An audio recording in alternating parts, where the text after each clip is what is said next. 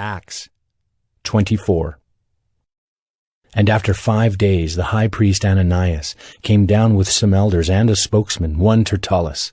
They laid before the governor their case against Paul.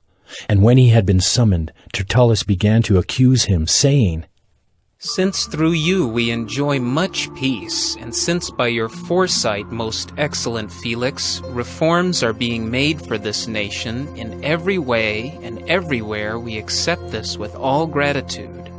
But to detain you no further, I beg you in your kindness to hear us briefly.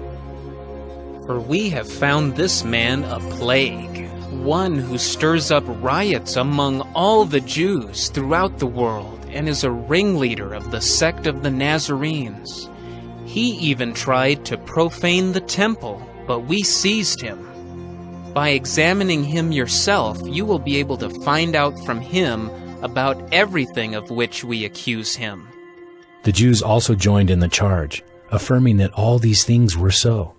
And when the governor had nodded to him to speak, Paul replied, "Knowing that for many years you have been a judge over this nation, I cheerfully make my defense. You can verify that it is not more than 12 days since I went up to worship in Jerusalem, and they did not find me disputing with anyone or stirring up a crowd, either in the temple or in the synagogues or in the city. Neither can they prove to you what they now bring up against me. But this I confess to you, that according to the way, which they call a sect, I worship the God of our fathers, believing everything laid down by the law and written in the prophets, having a hope in God, which these men themselves accept, that there will be a resurrection of both the just and the unjust. So I always take pains to have a clear conscience toward both God and man. Now, after several years, I came to bring alms to my nation and to present offerings. While I was doing this, they found me purified in the temple without any crowd or tumult.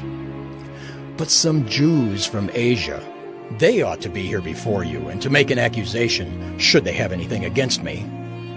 Or else, let these men themselves say what wrongdoing they found when I stood before the council, other than this one thing that I cried out while standing among them. It is with respect to the resurrection of the dead that I am on trial before you this day."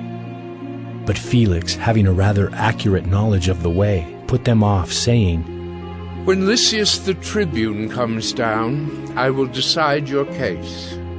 Then he gave orders to the centurion that he should be kept in custody, but have some liberty, and that none of his friends should be prevented from attending to his needs. After some days, Felix came with his wife Drusilla, who was Jewish, and he sent for Paul and heard him speak about faith in Christ Jesus. And as he reasoned about righteousness and self-control and the coming judgment, Felix was alarmed and said, "Go away for the present. When I get an opportunity, I will summon you." At the same time he hoped that money would be given him by Paul. So he sent for him often and conversed with him. When 2 years had elapsed, Felix was succeeded by Porcius Festus, and desiring to do the Jews a favor, Felix left Paul in prison.